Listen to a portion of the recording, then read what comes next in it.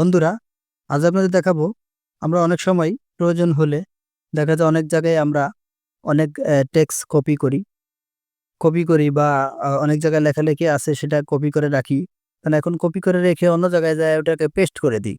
Paste করে দিলে পরবর্তীতে কিন্তু এটা চলে যায় বা যেখানে পেস্ট করি ওখানে থাকে, কিন্তু এটা আপনার যেখানে কপি করছি কপিটা কিন্তু আ পরবর্তীতে থাকে না।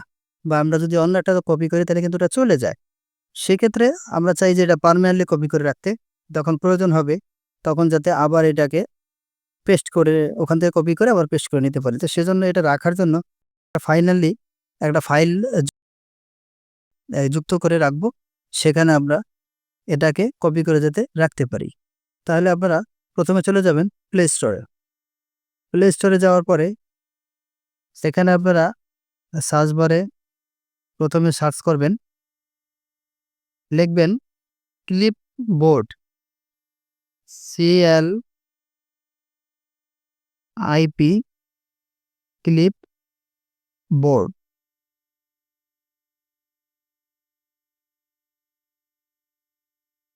BROARD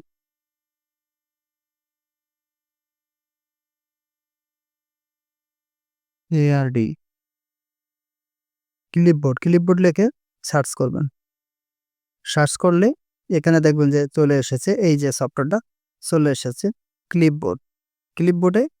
এরপর এটার উপরে ট্যাপ করে দিলাম। আমারটা যেহেতু ওপেন চাইতেছে, আপনাদেরটা ইনস্টল চাইবে, কারণ যেহেতু আমার এটা অলরেডি ডাউনলোড করা। তাহলে আমরা এটা ওপেনে ট্যাপ করব। ওপেনে ট্যাপ করার পরে এখানে এখানে আপনার পারমিশন চাইতে পারে। পারমিশনগুলো দিয়ে দিবেন এবং জিমেইল আইডি দিয়া লগইন চাইতে পারে। তাহলে লগইনটা করে নেবেন। এখন দেখেন এখানে কিন্তু এই আলাদাভাবে কোনো কপি পেস্ট করা নাই। আমি এখান থেকে বেরিয়ে যাব। বেরিয়ে যেয়ে দেন আমার বিকাশে সফটওয়্যারে চলে